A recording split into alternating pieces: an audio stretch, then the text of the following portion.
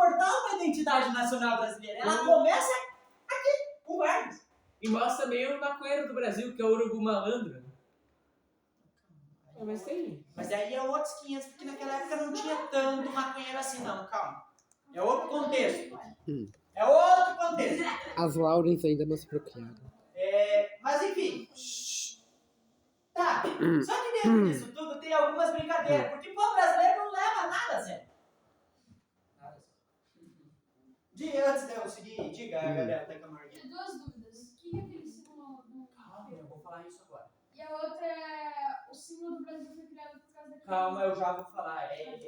Eu falo que os estômagos frios, porque tá meia hora assim esperando um negócio que eu vou explicar agora. Vamos fazer o seguinte. Primeiro, nós temos duas forças militares na Segunda Guerra Mundial. A FEB, que é a Força Expedicionária Brasileira. Esse símbolozinho aqui, ó. E nós temos a FAB, Força Aérea Brasileira. Vamos começar pela FAB. A FAB tem uma avestruz, que é a maior ave que a gente tinha aqui, né? Lógico, a gente vai ter a arpia também, mas ela é em outro contexto, porque ela não é só brasileira. É a EMA, não é uma avestruz. A EMA, que é a ave brasileira, né?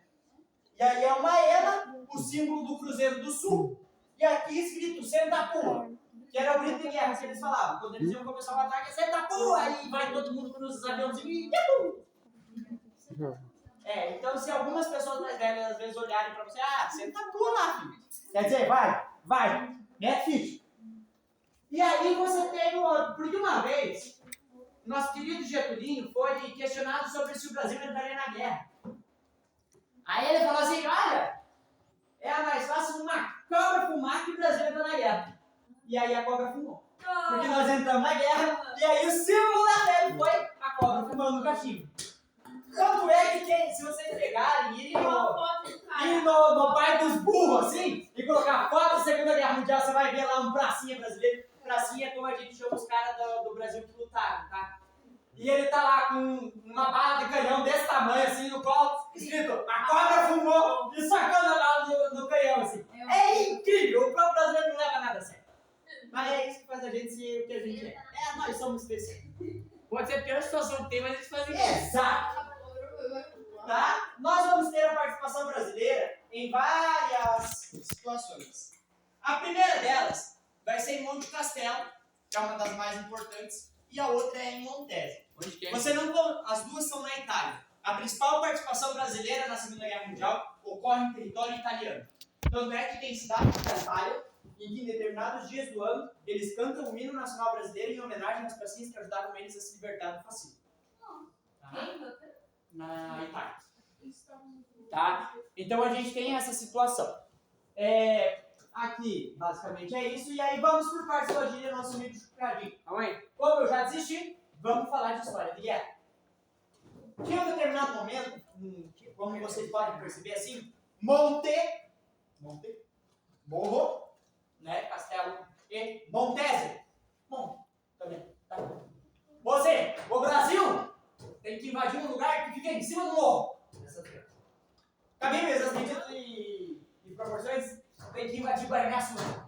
Guaraniaçu é assim, né? Tipo, você tem lá a placa de entrada pra fazer o trevo de Guaraniaçu, não é vire à direita pra fazer o trevo, é pra cima, né? Subir o morro, caralho.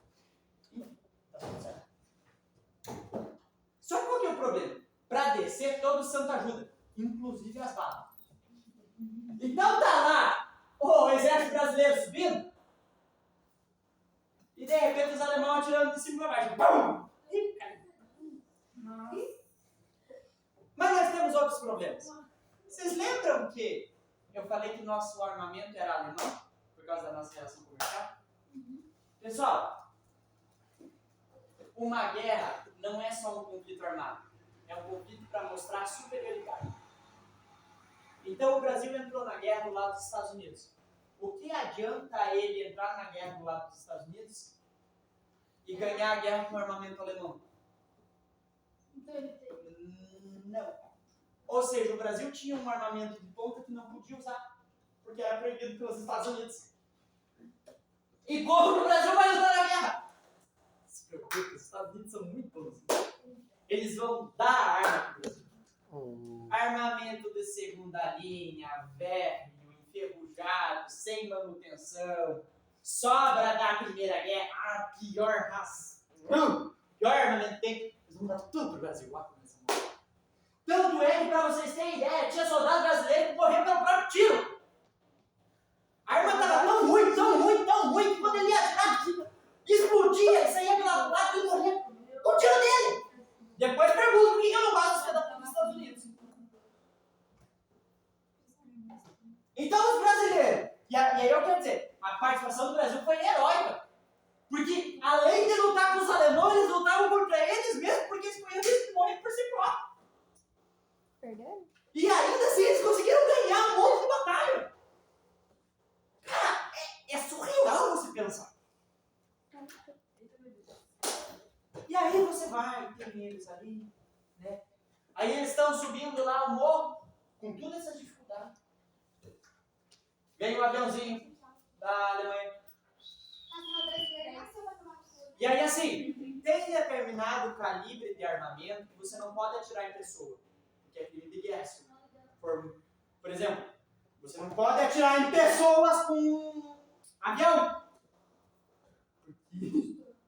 Né? E aí, tá lá os brasileiros tentando subir o morro e os alemães com os aviãozinhos. Pum! E aquele negócio assim, explode aquela terra naquele morro e um monte de formiguinha brasileira caindo.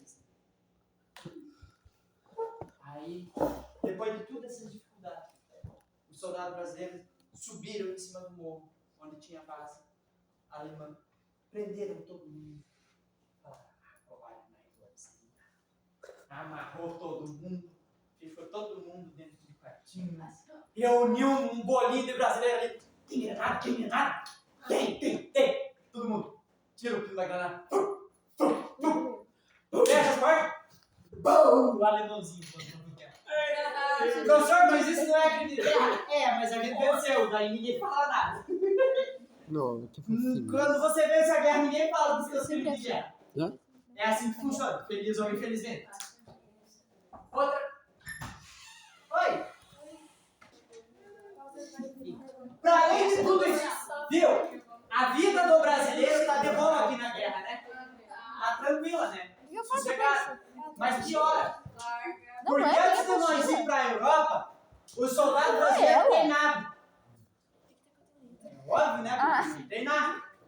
Eles fizeram um treinamento especial na Chapada dos Guimarães, escalando rocha, uns morros altos pra caceta. Pô, eles iam lá lutar num lugar que tinha bastante morros, tudo certo. Pois é, o único problema é que lá no Mato Grosso é 40 graus, né, tio? E quando eles chegaram na Europa era menos 20, com neve até o joelho. Acho que dá uma diferença e a gente não estava tão bem preparado assim. 40 graus. Né, o negócio é meio complicado da gente conseguir se preparar, mas a gente foi e ainda o negócio é o seguinte, é incrível como a gente só se fodeu e ainda conseguiu ganhar. Não dá pra entender. Mas Isso é passar calor. Mas vamos lá. Aí ele vai. Pensa que os caras mijavam dentro da bota porque estava quente. Daí eles colocavam ali a bota para não congelar. Que quando congela muito, as extremidades você corre risco de ter gangrena e ter que amputar porque morre, porque não chega a circulação sanguínea nas células. Mas vamos lá. O povo brasileiro é muito bom, muito bacana, muito legal. Nós tivemos várias vitórias, porque era incrível como a gente conseguiu surpreender todo mundo, os inimigos e os aliados, porque a gente tinha pouquíssimas baixas nas batalhas. Qual que é o procedimento padrão na Segunda Guerra Mundial de todos os exércitos? Tiroteio, revorbada, confusão, bomba, avião, escarambalhada quadra. E os exércitos tudo. Mantendo informação. Bonitinho, padronizado, organizado, que orgulho. Brasileiro na guerra. Primeiro dia, cada um por um lado, Deus por si e cada um por todos. Ah não, cada um por si e Deus por todos. E olha lá, talvez Deus só por mim, tá tudo certo. Saía espalhado. O brasileiro não tinha informação da batalha. O que isso quer dizer? Aí os caras não sabiam pra onde atirar, porque estava tudo espalhado, eles não conseguiam acertar. E assim ele não morria e matava eles. Olha só o corredor esperto, cara! Diga, Flávio. Vai. Cara, é brutal. E sem contar que o brasileiro tinha uma técnica na vegetação que era melhor que Não, era a mesma coisa. Até porque nós não estávamos acostumados, nós estávamos lá com um fardamento que não servia para camuflagem na. Né? Nós já estávamos lá. Não, mas nós tínhamos uma camuflagem espetacular. Se chama inteligência. Frio desgraçado. Nós vamos fazer o quê? Nós vamos morrer congelado. Vamos fazer o quê? Uma fogueira para se esquentar. Uma clareira assim aberta. Faz uma fogueira lá no meio do campo de batalha mesmo. Durante a noite. E fica lá ao redor do fogo se esquentando. Ninguém atacou a gente. Porque os alemães olharam lá. Ninguém é burro o suficiente para fazer isso. Isso é uma armadilha para tentar atrair a gente. Então os alemães vão lá atrás. E não era armadilha, era só por isso mesmo. Não, inteligência. Nós sabíamos que ele ia pensar isso. Cara, chega a ser cômico de tão bom que essas coisas funcionaram. É incrível. Assim a gente conseguiu vencer. Mas vamos ter outras batalhas, né, incríveis, que, por exemplo, 6 vão dar conta de um exército inteiro de nazistas. 6? É tipo os Power Rangers. Não, é que os outros foram morrendo, daí no final sobraram 6 corajosos que foram tentar falar, já estamos fodidos mesmo.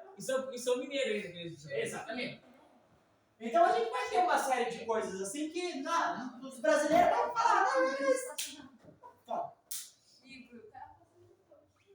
Só que, enquanto essa tretaiada toda estava acontecendo, o DIP e o Serviço de Propaganda do Governo fazia, o Brasil vence determinada batalha.